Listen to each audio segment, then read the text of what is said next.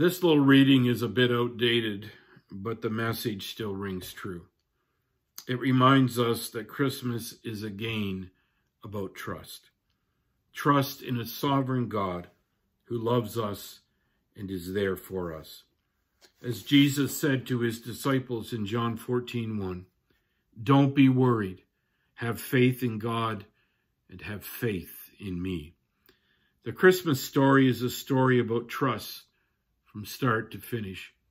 As God revealed his will to Mary and Joseph, they trusted and obeyed. We have to place our lives in his hands as they did that first Christmas and continue to do throughout their lives. As the old hymn goes, trust and obey, for there's no other way to be happy in Jesus but to trust and obey.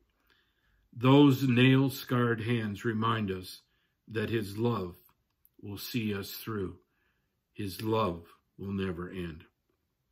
So in this Christmas season, may this little poem encourage you as we put our lives daily into his hands. My friends, it's a bit outdated, but please listen to the words as they bring into context about the importance of placing our lives into the hands of Jesus. A basketball in my hands is worth about $19. A basketball in Michael Jordan's hands is worth about $33 million. It depends whose hands it's in. A baseball in my hands is worth about $6. A baseball in Mark McGuire's hands is worth $19 million. It depends whose hands it's in. A tennis racket is useless in my hands. A tennis racket in Pete Sampras' hands is a Wimbledon championship. It depends whose hands it's in. A rod in my hands will keep away a wild animal. A rod in Moses' hands will part the mighty sea. It depends whose hands it's in. A slingshot in my hands is a kid's toy. A slingshot in David's hands is a mighty weapon. It depends whose hands it's in. 2 fish and 5 loaves of bread in my hands is a couple of fish sandwiches. 2 fish and 5 loaves of bread in God's hands will feed thousands.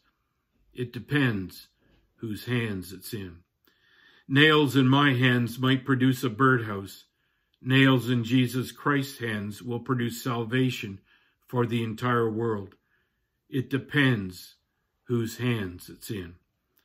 So put your concerns, your worries, your fears, your hopes, your dreams, your families, and all your relationships into God's hands.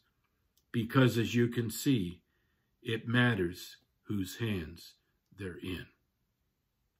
Amen.